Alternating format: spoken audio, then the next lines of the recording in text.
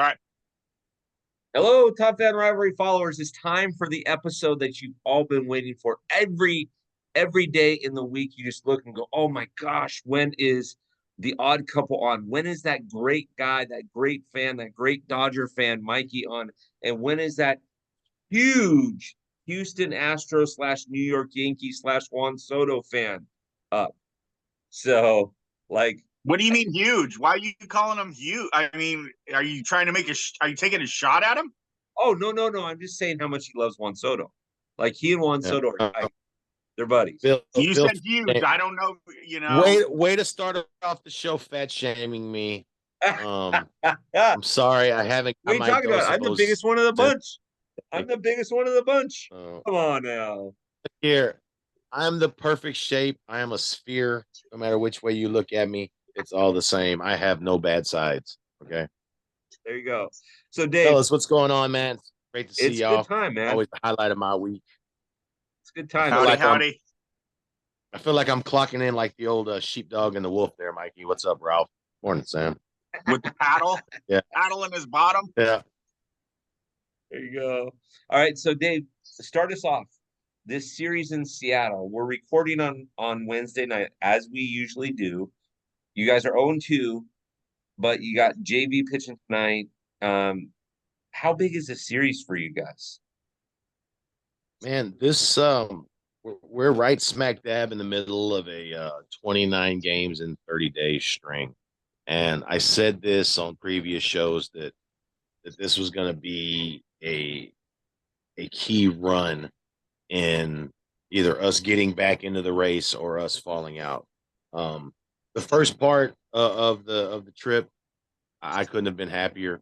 We entered this 4 game stretch with the M's 3.5 back, closest we had been all season, and quickly the first game we got beat. I mean, we just didn't play good.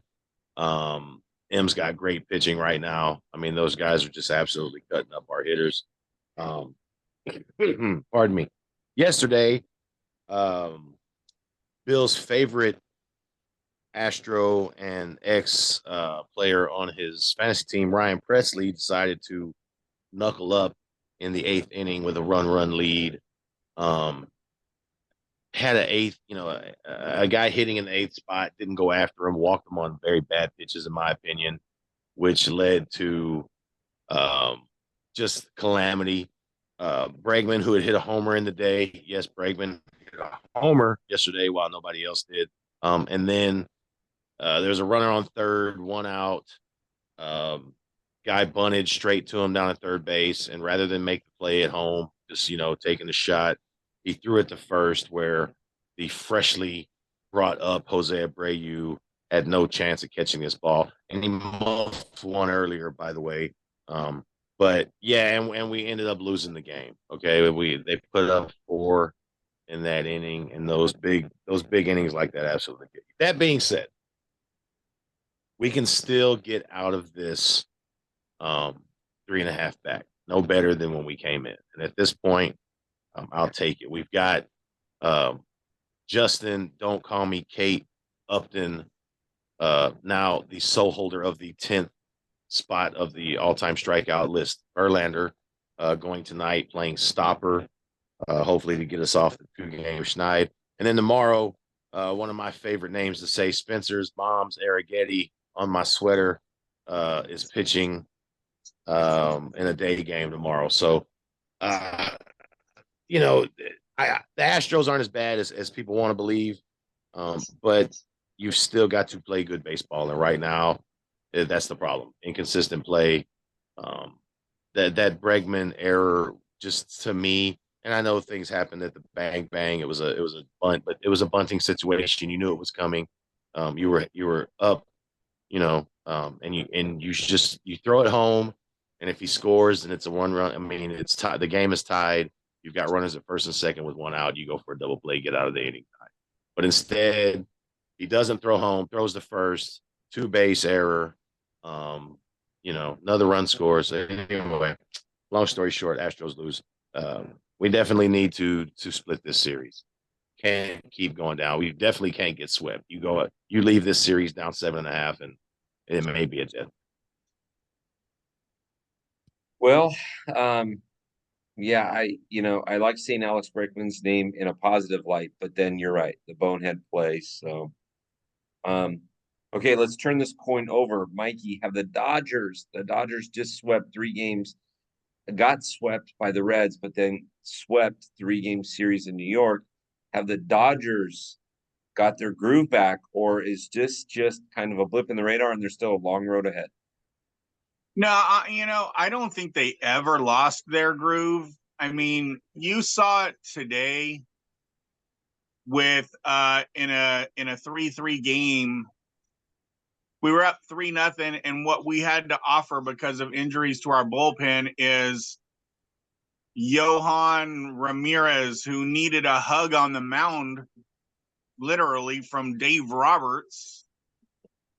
Eliezer Hernandez, who pitched a great game against the Giants, but since then, I mean, has given up 5 home runs in his last 3 or 4 innings. I mean, and then Grove, who's hit and miss. One day Grove comes out dominant. His stuff's moving all over the place like Blake Trinan, and the next it's today's.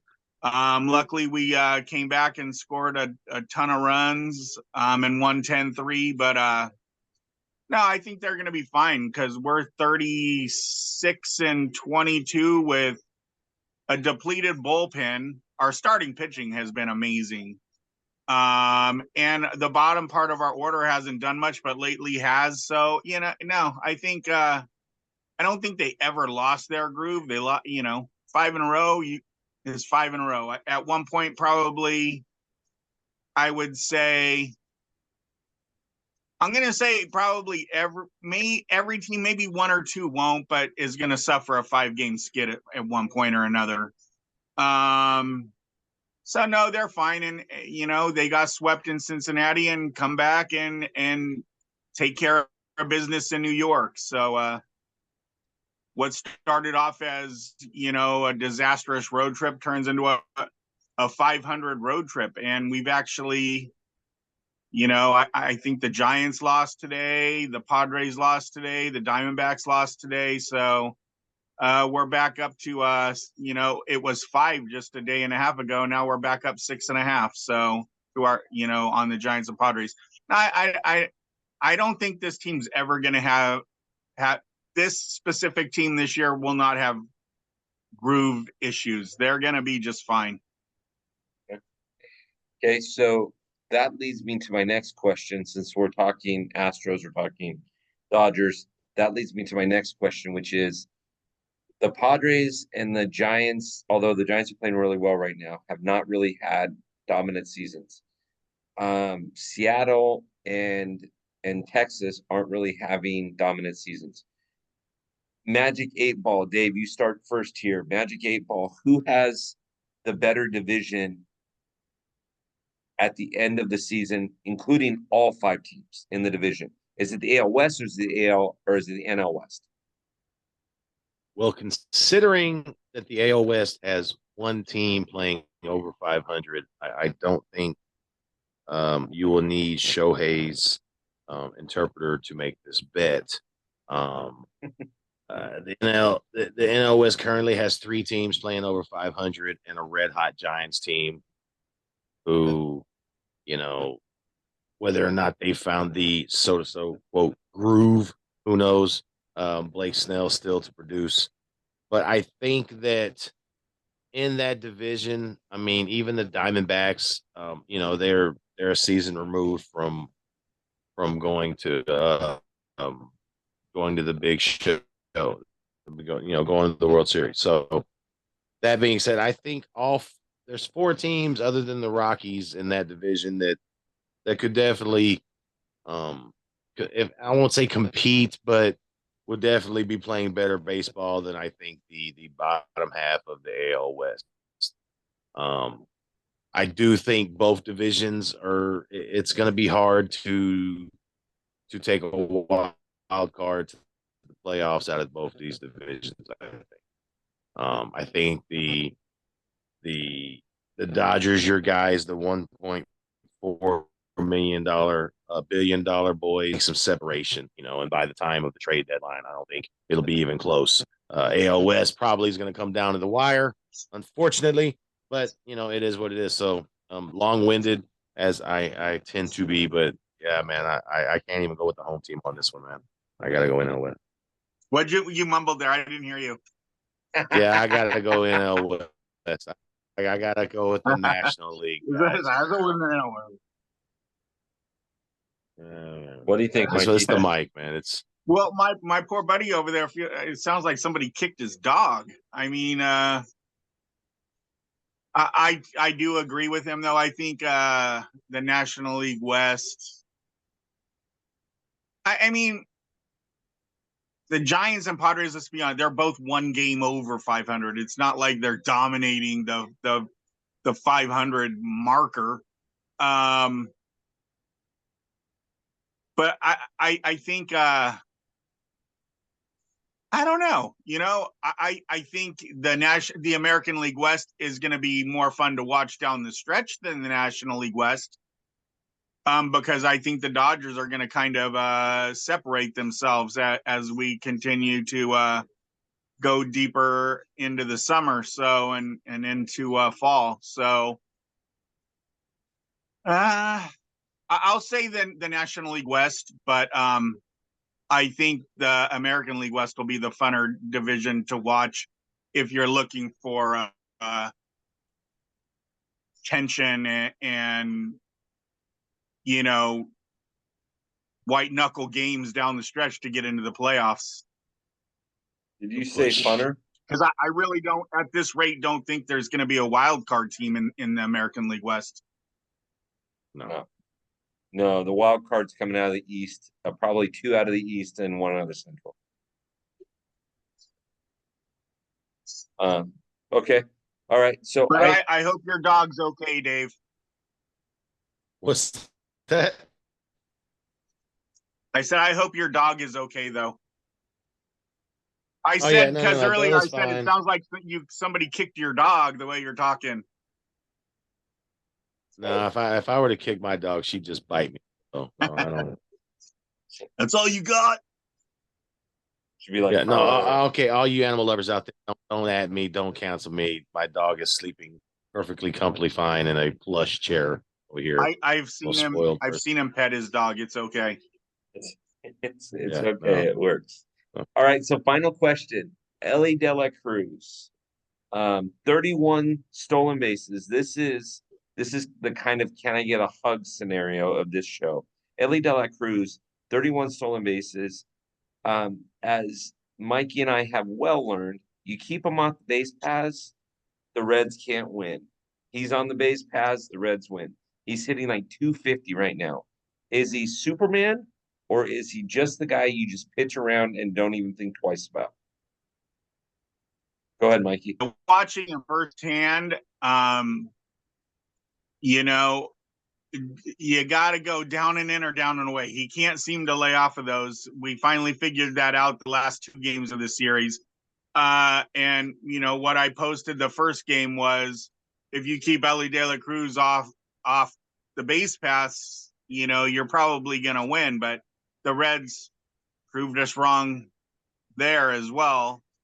He completely dominated us the first game. He had 4 stolen bases. Will Smith actually threw him out once, and it was a delayed steal. Why that guy would ever try a delay steal, I have no idea. Because when he just straight stealed, he was safe by 5 feet every time. I 2 times I don't even think Will Smith threw it.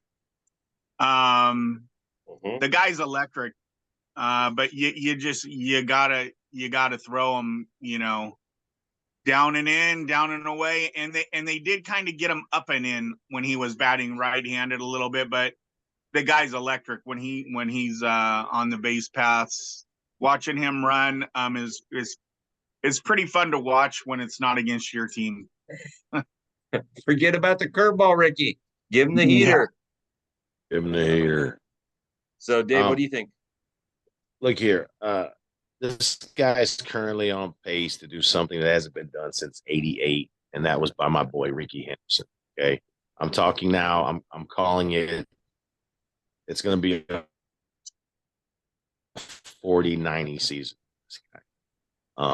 This is what I love. It takes me back to bad Astros baseball and having that one guy on the field that was electric. Okay. He gave you a reason to watch the game. You knew that this was back then that you were going to have at least one player in the All-Star game, and it was going to be him. Whether or not the Reds continue and make a playoff push, that's yet to be determined because, like you said, there are some chinks in the armor. But, I mean, he's improved as a hitter. He's obviously lights out on the base pass. He's even getting better as a base stealer. His lead, I think he averages like 2.5 feet farther on his leads than every other runner in baseball. I mean, 2 extra feet with this guy, it should be elite. Better jumps. It's harder for catchers to catch him. Like you said, Will Smith caught him on a blade steal. That was like why he should have just been burning out the rat. But superstar caliber player. He's young. I mean, what is he, 20, 22? He's 22 years old. So there's so much room for improvement on the other things. I think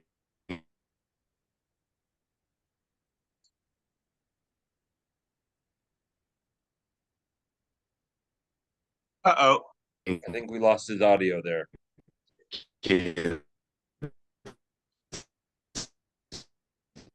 I think what he's saying is when Will Smith threw him out, that was crazy talented. I mean, no other catcher in the league can do it.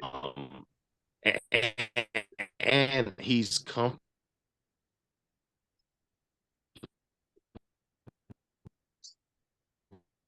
Yeah, I think actually what he was saying was that he is a closet Dodger fan, and that he wishes that there would be more fans in Houston, except the fact that the Dodgers actually won the 2017 World Series, and that there's no way that Jose Altuve is going to make the Hall of Fame. I think And he there's also no way Jose Altuve is over 5'7". yeah. You know, And I think what else he's saying is he's saying that he wishes he could move out here and get season tickets to the he Dodgers. knows he's the big deal. He's smiling. Oh, there we go. There we go. We got him back. Dude, we missed about 8 minutes of that spiel of yours because your audio's going in and out. Are you there?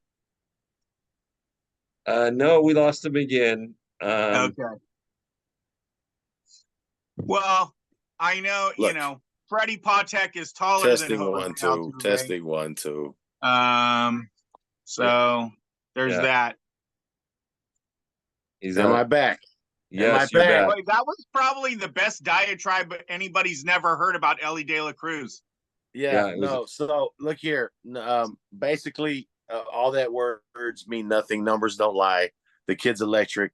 The Dodger fans in the room are obviously cutting my feed. I don't know how they're doing it. Maybe they got in cahoots with the St. Louis Cardinals and hacked into my mainframe. I'm not quite sure. There will be a full investigation brought on. And I got to get some Astros support in this show for when they try to cut call my Rob Manfred. I'm sure they'll suspend Joe Kelly for it. That's right, as he deserves. Okay, and burn the mural down as well. But no, they already took that down. Shohei has all the murals here. Ellie's a superstar. 40-90 season. I'm calling it now. 40-90 season. If he could get on base enough, honestly, he can have 100 stolen bases. Yeah. I just got it on good authority right now, Mikey, that Kyle Tucker will not hit a home run tonight. He didn't hit one yesterday. He didn't hit one the day before, but he's not going to hit one tonight. So you better light a candle to the baseball gods that he doesn't go yard, because I'm gonna find that ball and send it to you. Okay. Any ball, you'll send it. Let me give you my address real quick. Write this down. It's 1600 Pennsylvania Avenue. Easy, President. Easy, Prez. Calm down there. And then just go ahead and send it there. You can address it to me or to anybody. Just say, to whom it may concern, here's Kyle Tucker's last home run ball of the season. Hit on May 29th. Boy, yeah, no, you are really off on the spring water today, my friend. I think you're exhausted. Did you walk to Vegas? Because obviously you're having a heat stroke. I thought about it. I mean, no, it's not that far. I know you've got some big plans for tonight, and you're extremely stressed. But yeah, you might want to make sure you're not having a stroke there, buddy, because you're obviously off your rocker. I do want to say one serious thing about something that happened today in the Dodgers Mets game. Yes. Pete Alonso did get hit in the hand. It looks like it was a finger. I don't know if it's broken or not, but dang it. Hate to see get well that. soon. Hopefully it's not broken. Yeah. I hate to see that. Hate to see the star player go down. Yeah. No, go ahead, Dave. I'm sorry. I was gonna say hats off to the Braves community too, man. Losing Acuna with an ACL in the other leg. That's tough, but yeah, I'm gonna do something for you here. I'm gonna throw it out there into the stars, into the universe, and say, why don't the Astros make a run at Alonso at the trade deadline? Well, with a busted hand now, I'm not sure. So well, what if it's not? Did it come back? It is. Look, we need a first baseman. That's obvious. I think that we're about to have to eat an $18 million pill with Jose Abreu. He came back, and I mean, he had a sacrifice ribby in his first game. He botched a grounder. I'm not blaming Bregman's bad throw on him, but you're getting paid $18 million and you can't hit the baseball with runners in scoring position. That's just something that can't keep going on. So, have either of you heard the medical report? Problem have they come back out? Is that no. Okay. Sorry, Dave. Yeah, that would be. I think that would be a huge one for you guys. Just hammering those Crawford boxes over there. That's what you guys need as a first baseman. That would definitely be ideal. We've got a lot of money we've got to deal out. I don't know what the Mets would be asking for. That's the problem. We don't necessarily have a lot of. Give them a Abreu straight up, right there. There it is. Money matches up. Yeah, no. If they would take that, I would drive him to New York personally. So. All his kids, I'd put all the stuff in the moving truck. Come on, let's go. Let's go. No dawdling. Yeah, no. Alonso could stay at my house till he gets a place, like whatever it takes. You don't want him to pull the plug like Artie Moreno when he could have had Andy Pajes. You know what I'm saying? Yeah. He's regressed a little bit though, hasn't he? A little bit. He needs to. He's come back the last few games. He's putting the ball back in play again. Is Gavin Lux hitting yet? That was our biggest problem I think I saw. He has been again. Like he went over the Mendoza line today. Well, there you go. That's a plus. There you go. All right. This is the odd couple. Today's episode was a little short because I've got some things I got to do, and Dave's and the Dodgers are the champions. So we got most of that, but it was okay. We covered. I thought Mikey and I did a great job at covering for him. Me too. We definitely. Whoever is in charge of the subtitle department needs to be fired because none of that is anything near what I had said. But everybody, in all seriousness, I'm glad that Dave mentioned on Can of Corn, the Negro League stats are now going to be part of Major League Baseball, which is amazing. Mikey mentioned Pete Alonso in his hand. That is terrible. I am so sorry to hear that. Yes, Mikey? I have a question. So I'm all for it. I'm all for the Negro Leagues being recognized and everything. But how records were kept immaculate, all those things. I mean, yeah, they have a really good. They did a really good job at keeping records because they were trying to rival the MLB. All right. And so once Jackie Where Robinson, does Josh Gibson wind up on the home run list? don't know, have to look.